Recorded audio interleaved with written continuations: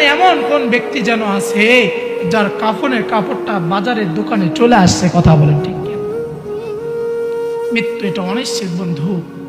মৃত্যুবরণ কেউ করতে চায় না, কিন্তু দুনিয়াতে কেউ থাকতে পারে না।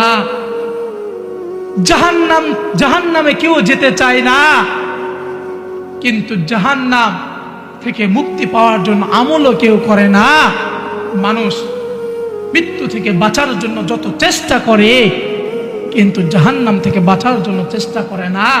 অথচ মানুষ চাইলে মৃত্যু থেকে বাঁচতে পারবে না, কিন্তু মানুষ চাইলেই জাহান্নাম থেকে বাঁচতে পারবে। কারণ মৃত্যু সবার জন্য অবধারিত। কুল্লু নাফসিন যায়িকাতুল মাউত। মৃত্যু সবার হবে, সবার হবে, সবার হবে। কিন্তু মানুষ যদি চায় জাহান্নামে যাবে না, তাহলে এটা সম্ভব। সে নেক আমল করলে আল্লাহর জান্নাতে যাবে, জাহান্নামে যেতে হবে না। সুবহানাল্লাহ। তার মানে মানুষ মৃত্যু থেকে বাঁচতে চায়, জাহান্নাম থেকে নয়। কিন্তু মানুষ ইচ্ছা করলে জাহান্নাম থেকে বাঁচতে পারবে, মৃত্যু থেকে নয়। কথা বলেন ঠিক কিনা? আল্লাহ আমাদেরকে বুঝার মতো তৌফিক দান করুক, আল্লাহ আমাদেরকে কবুল করুক, আল্লাহ আমাদেরকে ফিরে আসার তৌফিক দান করুক। আজকে যে যুবক ভাই, তুমি তোমার বাবার কষ্টে রোজগারের টাকাগুলো দিয়ে অনর্থক খরচ করতেছ, তুমি তোমার বেহায়া নারীর পিছনে খরচ করতেছ।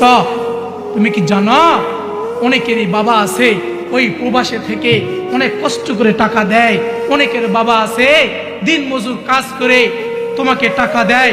অনেক বাবা আছে রিক্সা চালিয়ে, দিন মজুর রিক্সা চালিয়ে মাথার ঘাম পায়ে ফেলে শরীরে রক্তগুলোকে পানি করে তোমার জন্য টাকা দেয়। আর তুমি সেই টাকা অনর্থক নষ্ট করো। বন্ধু মনে রাখো, ওই বাবার চক্ষুটা বন্ধ হয়ে গেলে বুঝবা বাবা কোন জিনিস। ওই মায়ের চক্ষুটা বন্ধ হয়ে গেলে বুঝবা মা কোন জিনিস। এক একটা প্রবাসীর কষ্ট যদি তুমি জানতা, যুবক তুমি যদি প্রবাসী ভাইদের কষ্ট জানতা, তাহলে তুমি কোনোদিন তোমার বাবার কষ্টে গড়া অর্থ তুমি কোনোদিন অনর্থক নষ্ট করতা না।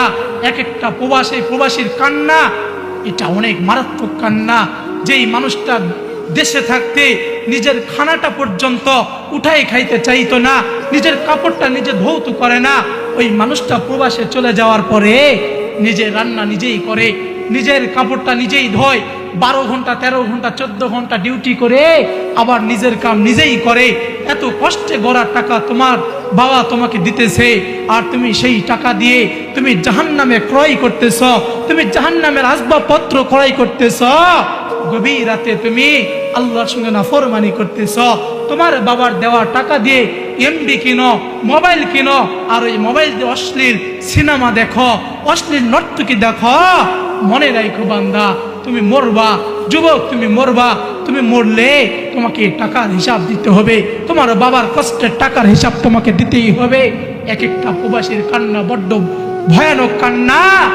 এক একটা প্রবাসী বড় কষ্ট করে টাকা রোজগার করে। এই জন্য যুবকদেরকে বলবো, যুবক ভাই তোমার বাবার কষ্টের টাকা তুমি নষ্ট করো না।